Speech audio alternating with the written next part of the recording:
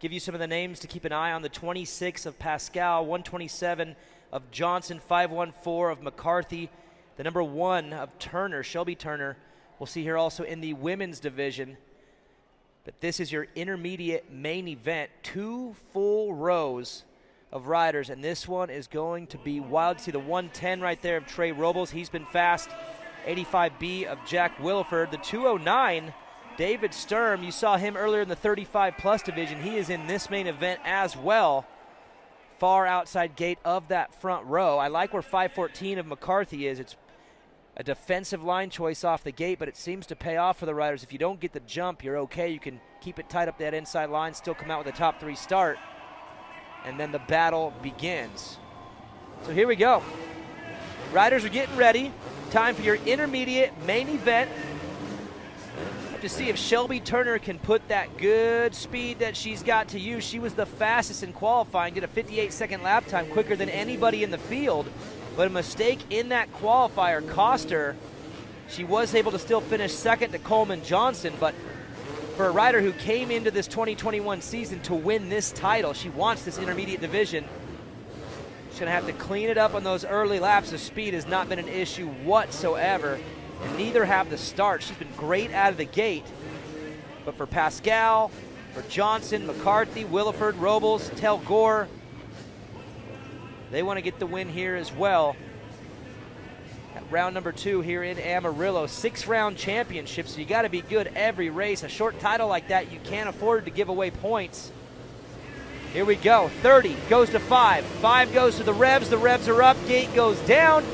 Does Shelby Turner get the jump out of the gate? She's been pulling starts all season long.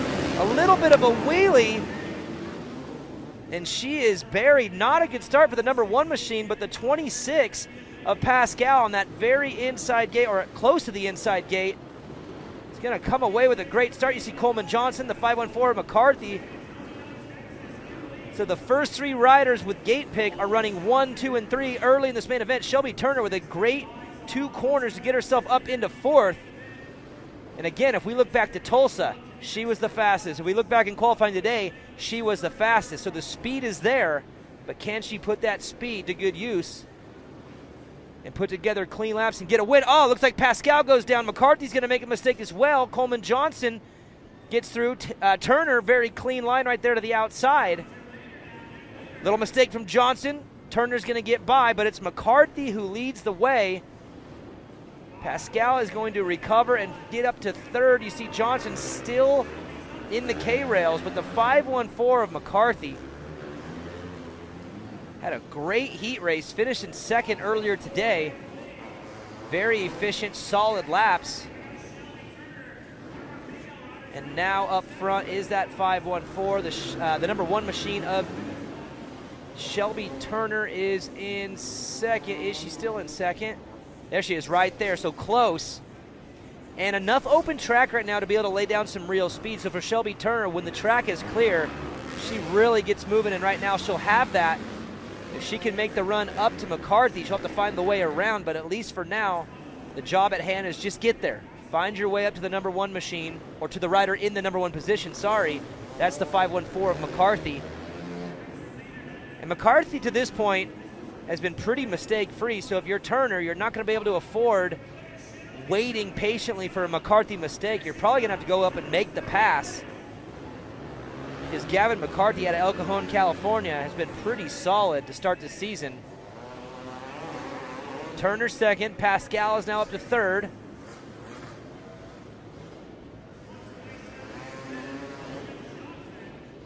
Turner is closing in. Not close enough to make a move, but close enough to apply some pressure. And if you're McCarthy, you're feeling comfortable until you hear the number 1 machine of Turner. Once that happens, it changes the dynamic. All of a sudden, you start looking behind you and wondering who's back there, and Kristen, behind McCarthy, is the number 1 of Shelby Turner. Right, and a note on Shelby Turner. She is running double duty tonight. She is actually in championship contention. And makes the pass right there. Sorry, Kristen, but McCarthy goes down. And it looks like Pascal is caught up in that too. So for Turner, not only do you make the move into the lead, but the rider right behind you has his issues as well. So Kristen out front, possibly in position to win this one. And you're right, double duty. She's still got another one to go later tonight. Yes, she does, and the Matrix is just swallowing riders up tonight, but Shelby has been really efficient in that section. Mistake-free, risk-free. Shelby Turner racing double duty. She is in contention for the Women's Championship. And Daniel, on a physically demanding track like this, my first thought would have been, this has got to tire her out running double duty, especially on a technical track, but she is in incredible shape. Usually, she runs the Canadian Women's Outdoor Series. Not only is she racing Endurocross, running double duty tonight, but during the season for it, she runs the Canadian Outdoor Series in the women's class as well. So this girl is just absolutely a conditioned machine. Well, and you talked about the different riders and the different things that they can do. And when you talk about the Canadian Motocross Championship, Shelby Turner in that series is going really fast. I mean, the speed is high up there. We're talking about motocross tracks. So for her to have the discipline to be able to go from that back to this, where again, Kristen, the mile per hour is so slow here. It's not about speed, it's about technique. It's great to see her be able to adapt that quickly. And you're right, when it comes to that physical strength, we're talking multiple qualifiers, multiple practices, multiple main events. So you have to imagine at some point it is starting to add up. But Kristen doesn't really show signs of letting up, ever. Zero fatigue on Shelby Turner's behalf. She looks strong, she looks efficient, and to some degree, maybe the added track time can benefit her in the women's class because she is exploring different lines, and in a situation like this, where she's able to race without the pressure of someone being right on her tail, I mean, this is a good opportunity. As she's moving off track in the rock section. Yep, looks like there's a rut already there. And there goes Pascal in the 26. So see, one mistake can cost you a position, sometimes 2 or 3, and for Shelby Turner, we're talking about a rider who won 2 races last year, came up short in the championship, but not too much, very close, wants to win that title, but you got to rack up the wins to get the title. Pascal says, hey, I'm winning Amarillo for now until the mistake right there. You see the 37, that's Craig Thompson. We saw him in the 35 plus, so now lap traffic is going to come into play. Shelby Turner says, I'm taking it back. White flag is out. Kristen, we've got a battle for the top spot. Turner goes wide. Pascal goes up the inside line. I have a feeling that pure speed might not decide the outcome of this one.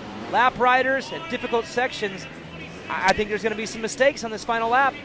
And Pascal is right on her tail. And I always have been told it is better to be the hunter than the hunted, Daniel. It is. Well, and then right now you're in a situation where the lap riders don't know that the leader's coming around. So if you are the leader, you're dealing with riders who are in their own battle, they're in their own race, they're not going to give you an inch. If you're Pascal, you could take advantage. Right there was an opportunity, but the mistake cost him. So Shelby Turner, if she can get by Sturm, okay, it looks now like she has a pretty clean run. So Pascal, if you want to win this race, you're going to have to go for it, but the lap rider goes from left to right.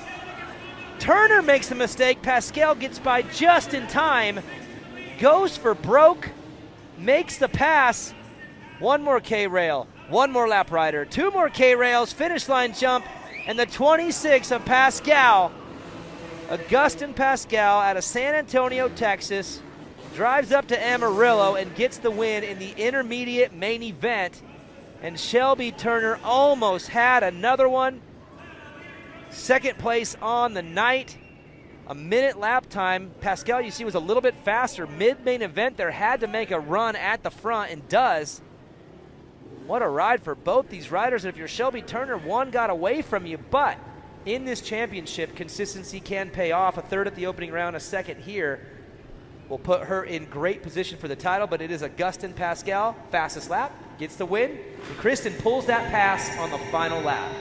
On the final lap, able to make it happen out there. Now, Augustin, I have got to ask you, you were so excited when you came off the track. You peeled out like a banana over there, but bless your heart. I mean, you were having so much fun out there. How were you able to stay calm? Because down to the final lap, it was all about not making mistakes.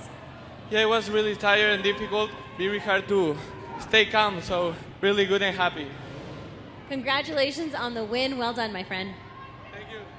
That was a great ride by Pascal, and you saw the opening laps, came out on fire, took the lead. You saw a lot of aggression. That aggression cost him early, made a couple mistakes, but once he cleaned it up, he found that speed, got a 59-second lap time, got himself within range of Shelby Turner on that last lap. That's all you got to do is be close, and we talked about it with 1 lap to go.